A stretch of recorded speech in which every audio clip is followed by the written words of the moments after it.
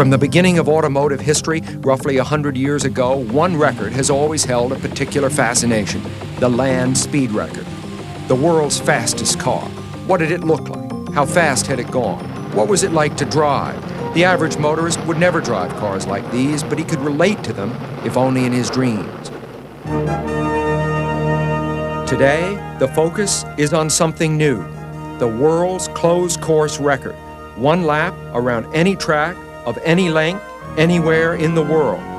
This is the challenger for the new record, a handsome streamliner powered by a highly modified 4-cylinder passenger car engine. This is the driver, 4-time Indy winner A.J. Foyt, and this is his job: to travel more than 250 miles an hour in pursuit of the world's closed course record, to go record-breaking.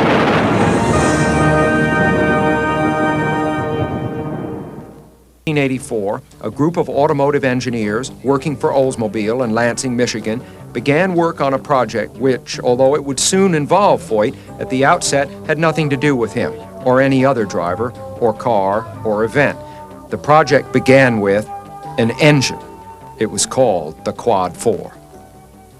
We hadn't had a clean sheet of paper engine for many years, and there was a need out there. The market's changing, the needs are changing, fuel was dear, and we also knew that eventually there'd be a great interest in performance and horsepower. So the Quad-4 was a search for something that could deliver both. And he came up with the Aerotech concept as a way of combining a show car, a high-speed, functional engineering type car, to give us a good platform for just exploring the high-level capabilities of the basic Quad-4 engine. The project was really a heck of an excuse to engineer some neat stuff. And just about everybody that we pulled into the project started to pick up on that.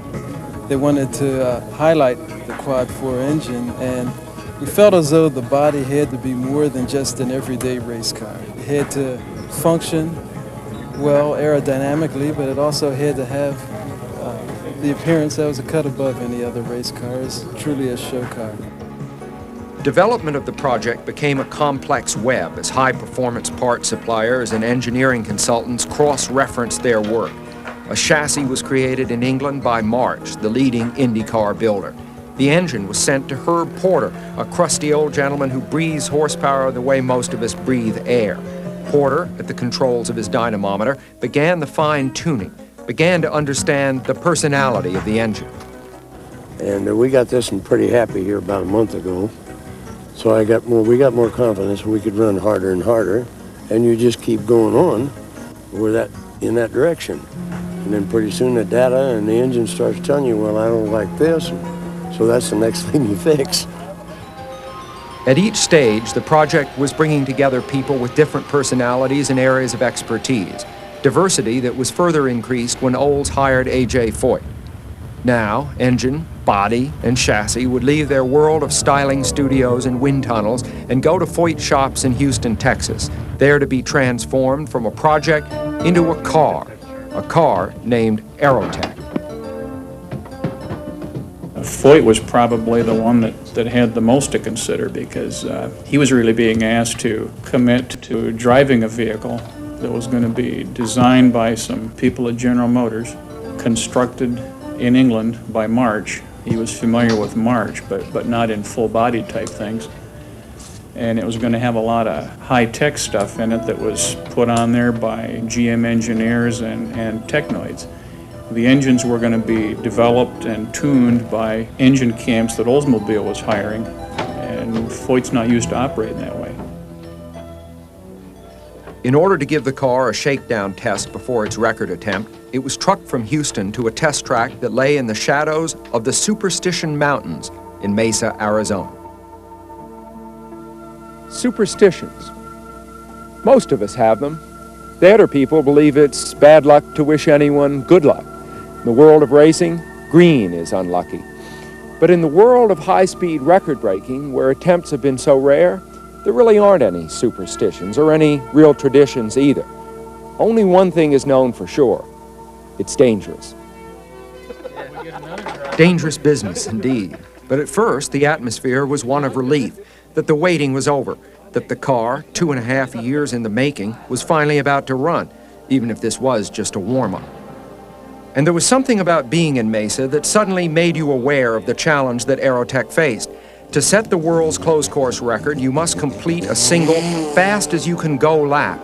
A concept that's so easily understood, it masks the agonizing engineering compromises that are involved. For example, if you tune the engine right to the ragged edge for maximum horsepower, it may not last long enough to complete the lap.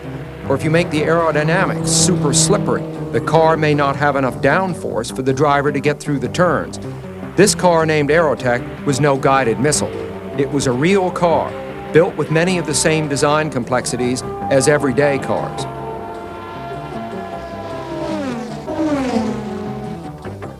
After the first laps, AJ pulled into the makeshift pits, and we saw some smoke. Something was burning in the engine bay. Well, it's that damn cool. Well, nothing serious, just some shrouding. Watch now as AJ deals with the culprit.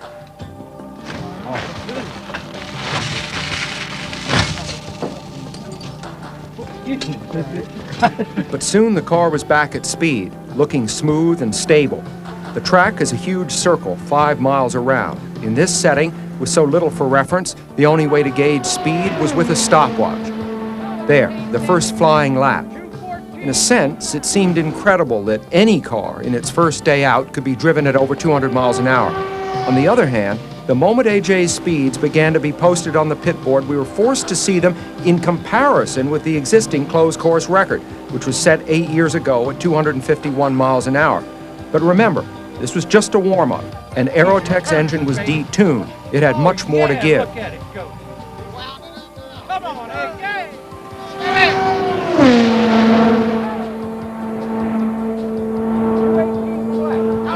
And AJ, who through the years had set a few records himself, seemed confident.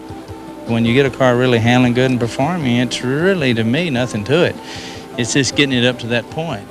Like you say, I've held many records through the years, and that's what we're out to do, is achieve all of them again. And somebody breaks them, we'll go break it again.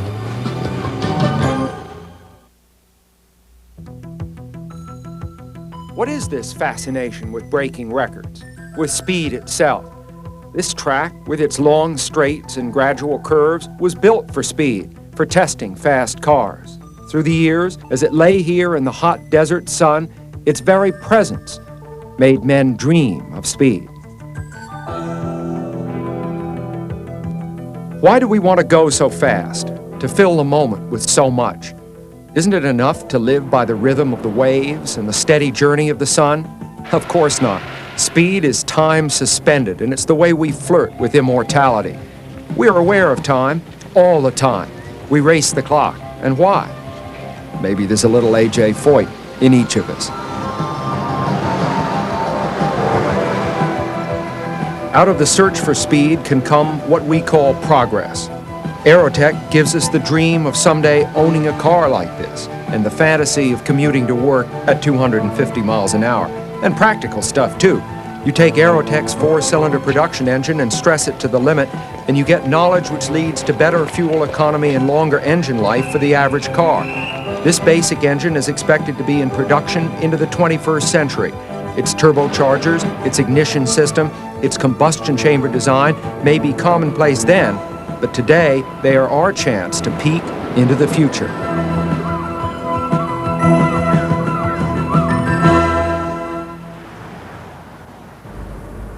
West Texas. Big, like I guess you'd expect. A few oil derricks here and there. Cattle. More cattle than people. The rest of the world seems far away when you're out here, and while thoughts of speed may be entertained by some, others are concerned with, well, just putting one foot in front of the other. And then, rather the way a small town is changed by the arrival of a traveling circus, the West Texas landscape was abruptly filled with AJ and his men, the Oldsmobile engineers, the safety crews, the men who would do the official timing, and 2 cars. First, the short-tailed Aerotech we had seen run in Mesa, and an untried, long-tailed version. For the key players, there was a sense of now or never. 9 months had passed since the Mesa test, when Aerotech ran 218 miles an hour, and the engine development program had reached a point where the calculations and computer models showed there was enough horsepower to set the record if everything went just right.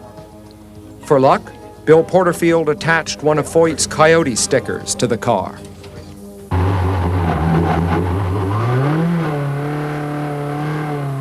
When the Aerotech rolled out to warm up, I realized what a strange business record-breaking really is. A solitary car on the track, no spectators, the adversary nowhere to be seen, represented only by the abstract fact of its speed, achieved at another time and in another place. What is real is the sound of Aerotech's engine, clear and crisp across the desert landscape. And to Herb Porter, that sound is like a language all its own, telling the story of an engine coming to life. I like to hear them, and they'll tell you when they're happy. You can't tell them, or they'll spit in your eye, you know what I mean? Engines are just like people. They got to breathe good and breathe hard if they're going to run fast, so when she's really pumping hard, you know she's running hard. It's just as harder work, or maybe harder, because you're trying a lot of things at very high speeds unknown. It's very tricky, to be truthful with you. You're hanging it out just as far as when you're in competition. And the sense of competition was all at once very real.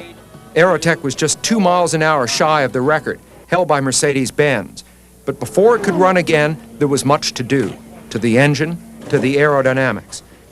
The amazing thing is that we are pretty close to all the predictions, and I think some of the back seat drivers are realizing that the pencil guys maybe know a little bit too.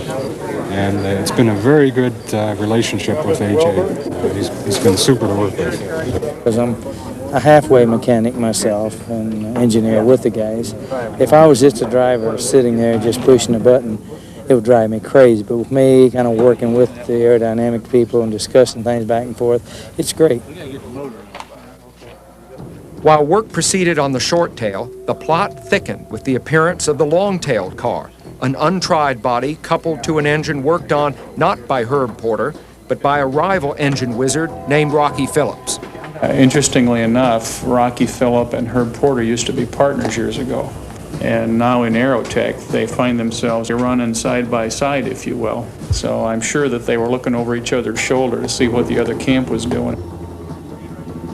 As AJ was pushed out for his maiden voyage in the long-tail car, expectations were for a simple shakedown cruise. What happened was something else. The long-tail car had never been on a track before, and we literally finished assembling the car on Monday and Tuesday, and we finally got it on the track Wednesday early afternoon.